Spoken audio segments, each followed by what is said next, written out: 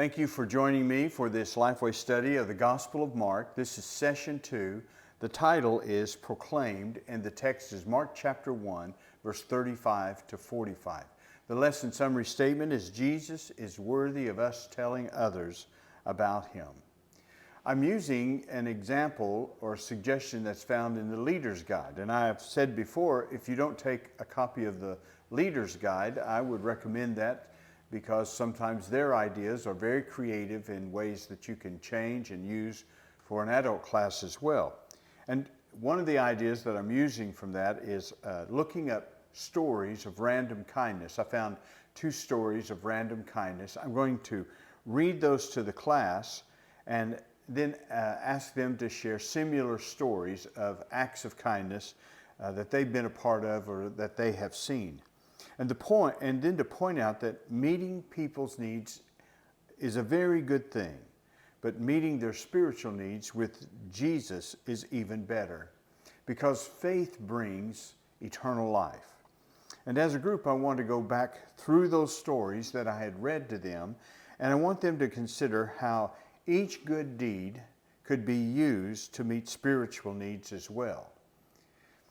And then after that, today, we're going to talk about the miracles of Jesus that he performed and how Jesus used them to get an even more important message out. On page 27 in your Leader's Guide is a good transition sentence. It says, in today's session, we'll take a look at some people who were excited about what Jesus had done for them.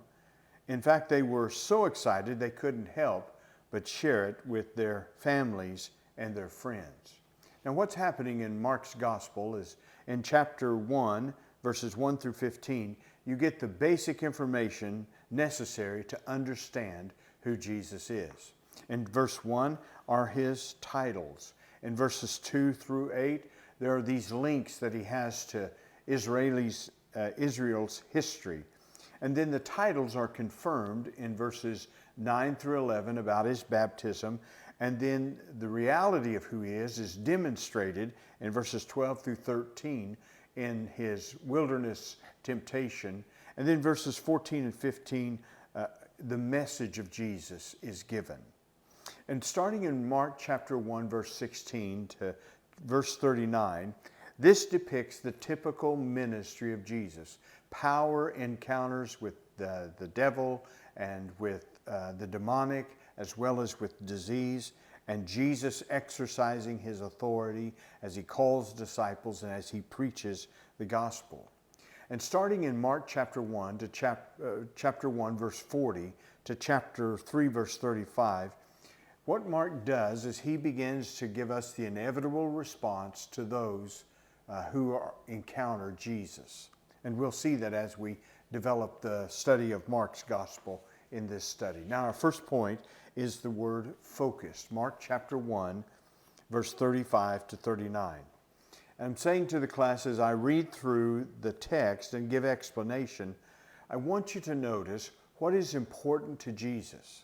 And then notice what is important to the disciples. And we'll come back to that after I've read and given some explanation of the text.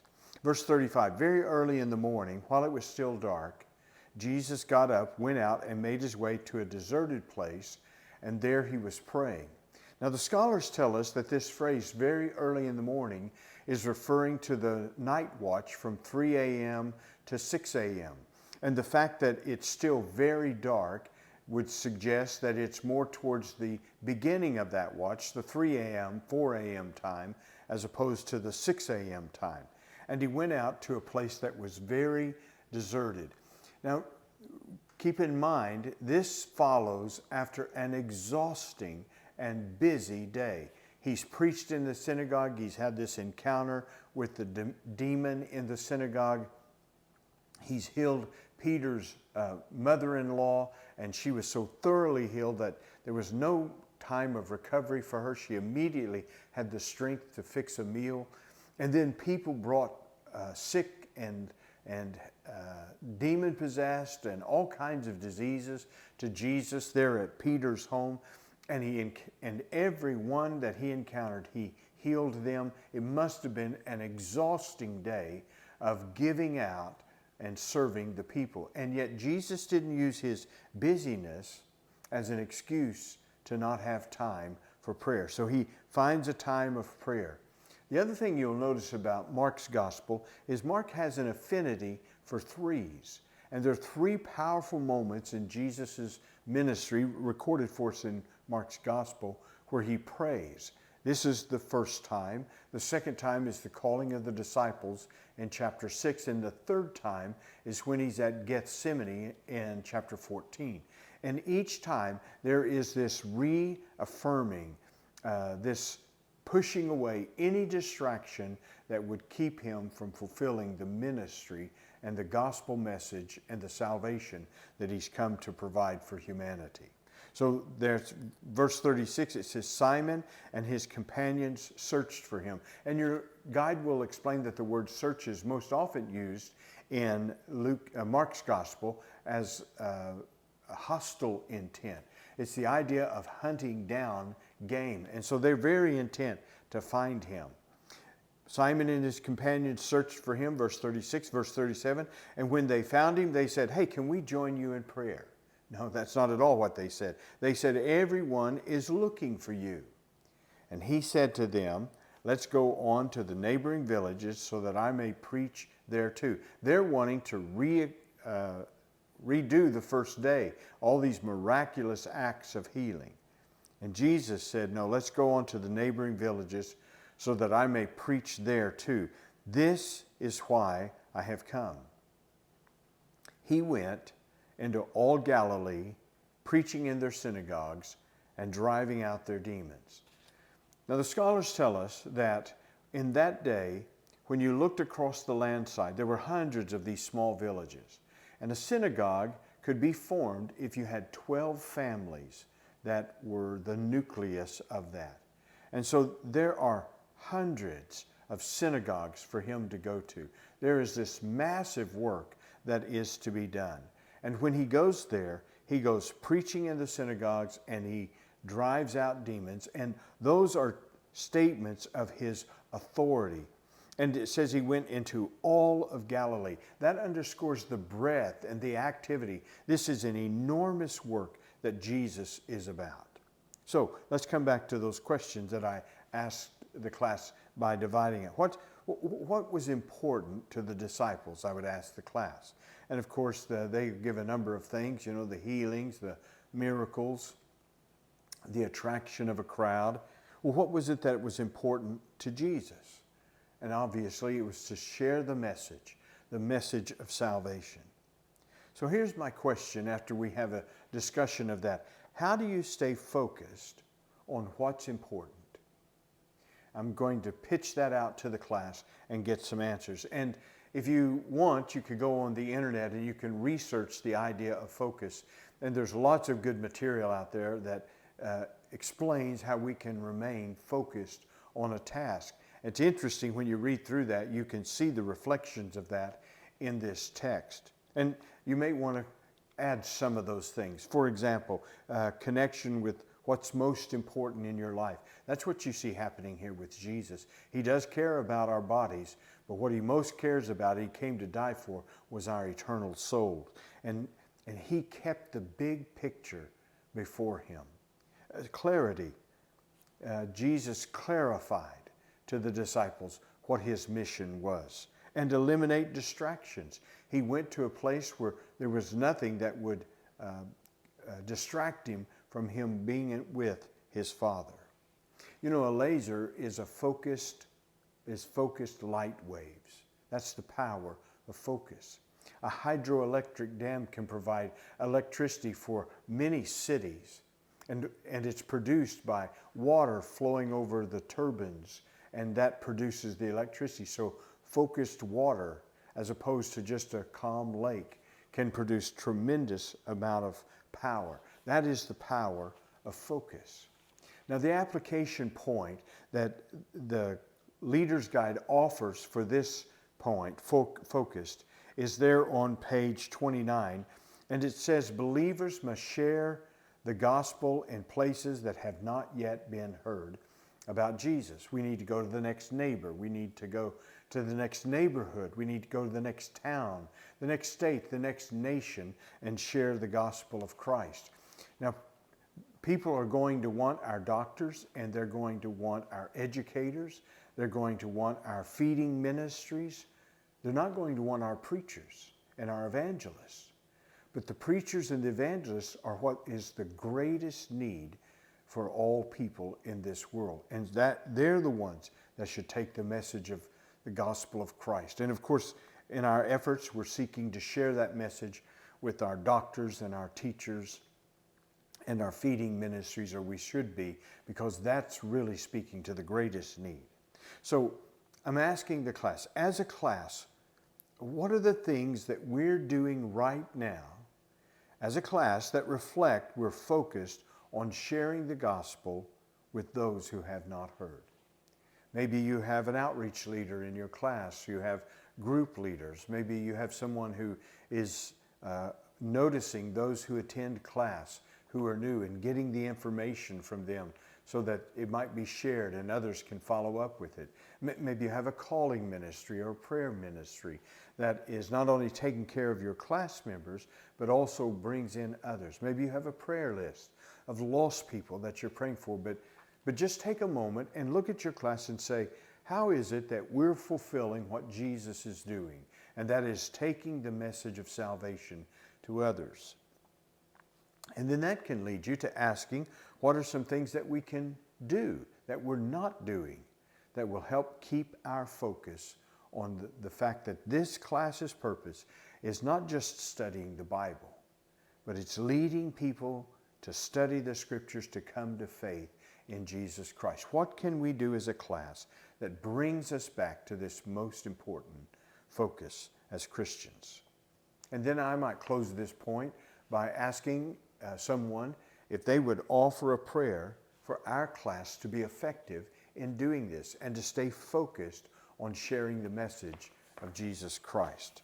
Jesus is worthy of us telling others about him. We need to stay focused on that. The second point that you'll see in this lesson is compassionate. Chapter 1, verse 40 to 42. Now you have to catch the scene to understand the depth of what's happening here. Jesus has just determined, and he's told his disciples, I'm not going back to Capernaum, where all the crowd is, where the excitement is.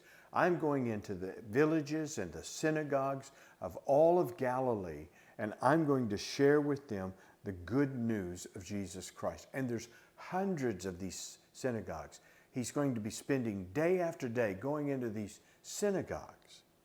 And the next story is Jesus stops preaching.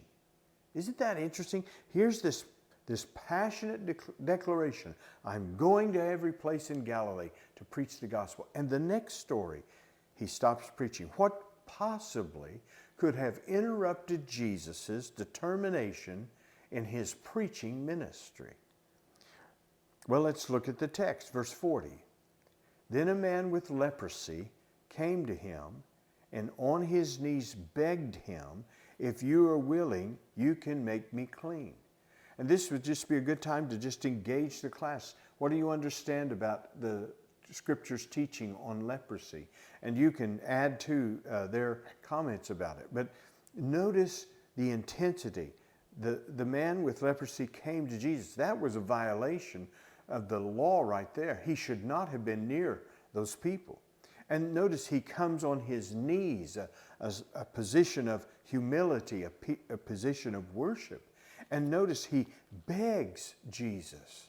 You can feel the desperation of this man.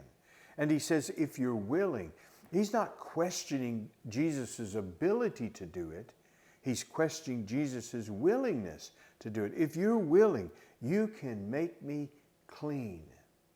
Now, in leprosy, it's never referred to in the Scriptures as being healed of leprosy. It's always referred to as being cleansed of leprosy. Leprosy became a very powerful picture of sin. And so when Jesus heals a man of leprosy, it has in it a note of forgiveness and forgiveness of his sins. And that's going to be a very prominent story that happens in chapter 2 when they lowered the man down through the roof. That's the issue that is debated with the Pharisees and religious leaders, is this issue of who has the authority to forgive. And Jesus is demonstrating through this magnificent act of healing leprosy of his power to cleanse of forgiveness. The rabbis of that day considered leprosy impossible of healing. They equated it to coming back from the dead. And so here's Jesus performing an act that the rabbis of that day said it would be equivalent to coming back from the dead. And then verse 41, moved with compassion, Jesus, notice this, reached out his hand and touched him. And I'm sure your class can tell you why that's such an amazing statement. Can't you see the disciples leaning forward trying to get Jesus to stop when they saw what he was going to do? And then they just stopped. It's too late. He's already touched him. And yet Jesus is not affected. Jesus said, I'm willing, he told him. He made him clean. This word compassion has a good explanation in your leader's guide as well as in the commentary, but it's a word that refers to our abdomen, it's our gut, and it's referring to emotions that are so strong you feel them in your gut. I mean, have you ever been so emotionally moved that you just, you couldn't eat? Or maybe you even felt nauseous because of the strength of the emotions that you're feeling in your body. This is what Jesus was feeling. He was so deeply, deeply moved by this man's pitiful condition. Now notice in verse 42 something about the text. Immediately the leprosy left him and he was made clean. I mean, immediately, not progressively over time as if he had to take some kind of medicine or go through some kind of therapy or treatment. Immediately, the man's skin was clean. I heard a man saying that he had interviewed a doctor that had dealt with patients in a leprosarium. And he asked the doctor, have you ever seen healing like this? And she said, no, never. It always is a process. But immediately, the leprosy left him and he was made clean. It was stunning. It was inconceivable. Now, so my question to the class after going through that text and us talking about the text is, why was his preaching ministry interrupted? He was so determined, he was so clear previous that this was what he was about, to preach the gospel in all of Galilee. What interrupted his preaching? And of course the issue is this matter of compassion. Compassion to want to help, to alleviate pain or hardship. Now, let's make a list in our church of people that we could bless by some kind of compassionate act. Let me just give you some examples, and we can think about people in our church we could help. For example, our public school teachers that are in our church. They have a very demanding job, and so maybe there are some things that we could do to be helpful to them. Maybe someone in the class could interview our public school teachers and find out what could we do to be helpful to them, just to show them our love. Most churches have homebound seniors. Maybe somebody in our class would want to call them. Or maybe there's something our class could do with the youth that would show them that we care about them. We pray for them and concern for them. Maybe it's young parents, and our class would just be the ones that would man a night out for the parents to go and have a chance to have a dinner and a movie or something of that nature. From the North American Mission Board, you can get backpacks. These backpacks can be filled with food items, and those food items can be sent home with children in the elementary schools that the teachers know are food insecure. You may want to check into that. But what I'm driving at is there some kind of ministry or action that our class could take that would be an expression of compassion because of our love for people? Jesus is worthy of us telling others about him. And somehow in that way, we could find a way to tell others about Jesus. For example, if you were to do the backpack and send food home with children who are food insecure, you could possibly include maybe a children's tract. The best one on the market is there at the North American Mission Board. If the public school won't let you do that, you could maybe put a note in there and say, we have a free gift for you. And maybe you could buy some nice little children's Bibles. And if they'll call, you'll deliver a Bible and a gospel tract, a children's tract. But I'm just saying there's got to be some kind of ministry that your class could do. And in doing that, you could also help deliver the message of Jesus. The third point is proclaimed. And it's Mark chapter 1, verse 43 to 45. This man is delivered from a living death. Now, if someone said, when you got to work one morning, the boss growled at me today, how would you interpret the meaning of that? The boss growled at me. How would you interpret that? Mark reports that Jesus growled at this man he just healed. Notice verse 43. Then he sternly warned him and sent him away at once. The word sternly warned, your commentary will tell you, literally means to snort. It's the picture of a horse, and the horse is agitated. And so the translators put it sternly warned him. He maybe goes nose to nose with this guy. He maybe says, look me in the eye when I'm talking to you. I need to tell you something. And then sent him away. That literally is to cast out. It's used to what Jesus does with the demons. So then Jesus sternly warned him and sent him away at once. He has had a real serious talk with this man, telling him, see that you say nothing to anyone. Now, in the original language, that's a double negative. It's the strongest way that Jesus could have told the man, don't tell anyone anything. But, he says, go and show yourself to the priests and offer what Solomon commanded for your cleansing as a testimony to them. He's just simply saying, obey the Old Testament commands of how a leper is examined and then determined to not have leprosy, and therefore he can be restored to the community. Think of the powerful testimony that would have been. I just mentioned earlier that the rabbis called leprosy the kiss of death. It was impossible to heal. And here was a man who literally, can you imagine how that would have had an impact on the priest, the power of that testimony? Verse 45. Yet he went out and began to proclaim it widely, to spread the news, with the result that Jesus could no longer enter a town openly. He had such an encounter, such a dramatic salvation, he just couldn't keep it to himself. He could not be silent. And the result was Jesus was out in deserted places. They came to him from everywhere. He couldn't go in to the cities. Now I want half the class to defend the man. And so I want you, this half of the class, I want you to help us understand why the man did what he did. You just can't hold it against him. That's your part. This half of the class, I want you to explain to defend this man. Help us to understand what he did so that we're not so judgmental of him. The other half of the class, I want you to prosecute the man for doing what's wrong. And I want to hear the discussion that brings.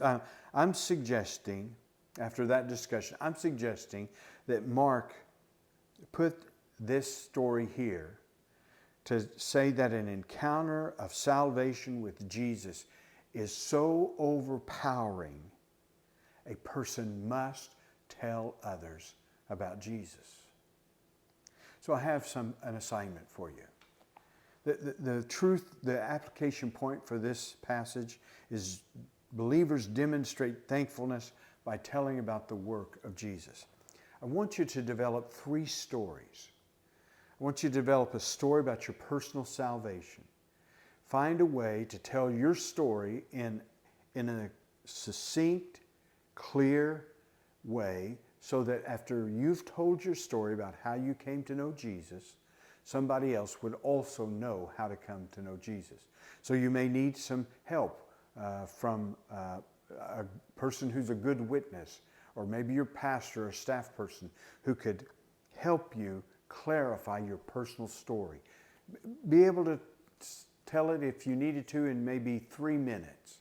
You can expand on it if you have the time, but be able to tell your personal story of Jesus and your encounter with Him. Every Christian needs to be able to do that. The second thing is tell a personal story about how God has helped you. There's no doubt been some time in your life when you were in need and you called out to God, and God moved in such a way that He met your needs. So the second story I'm asking you to do is a personal story of how God helped you. The third thing is a personal story of your church, a good testimony about your church. This is a place where people have loved me.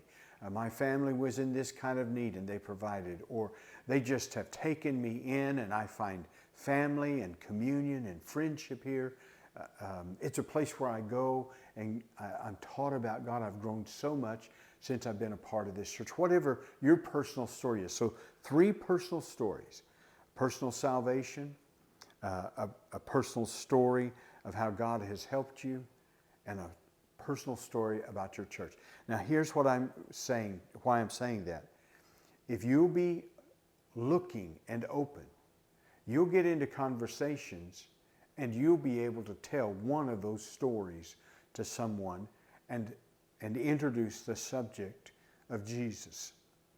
You come across somebody who's having a very difficult time in their life, whatever that might be. Maybe it's a matter of illness, and you can say, I will be praying for you, and I'm so grateful for my church. I had this kind of illness, and my church prayed for me, and they helped provide for my family by bringing meals. And there'll just be opportunities for you to tell one of those 3 stories. So then just ask, does anybody in the class have a personal story of salvation you'd like to share? And you could share it in 3 minutes. Be sure to put that on there, or you'll get a story that's got a lot of travel log to it, and it'll lead up your time. And then ask, does anyone have a personal story about how God met a need in your life? And then, do you have a story about our church? I'm just saying that those are very important to you. Now, on page 34, it has a suggestion for a conclusion. It says, give each adult an index card and instruct them to write their goal for sharing Jesus. Now, what would that be? Write your goal. It could be, you might want to give some suggestions. I'm going to make a prayer list of 5 people this week I'm going to start praying for on a regular basis. I'm going to get a stack of 5 tracts, and I'm going to give away 5 tracts over the course of 2 weeks. Just some goal. Help them write a specific goal. This week I am going to write my story of my salvation and have someone read it and help me clarify it. Something of that nature. And then it goes on and says, direct them to keep the card with them this week and to let it serve as a reminder to seek opportunities to share Jesus. Jesus is worthy of us telling others about Him. God bless you. May you have a great week of sharing the message of Jesus in your class and with others.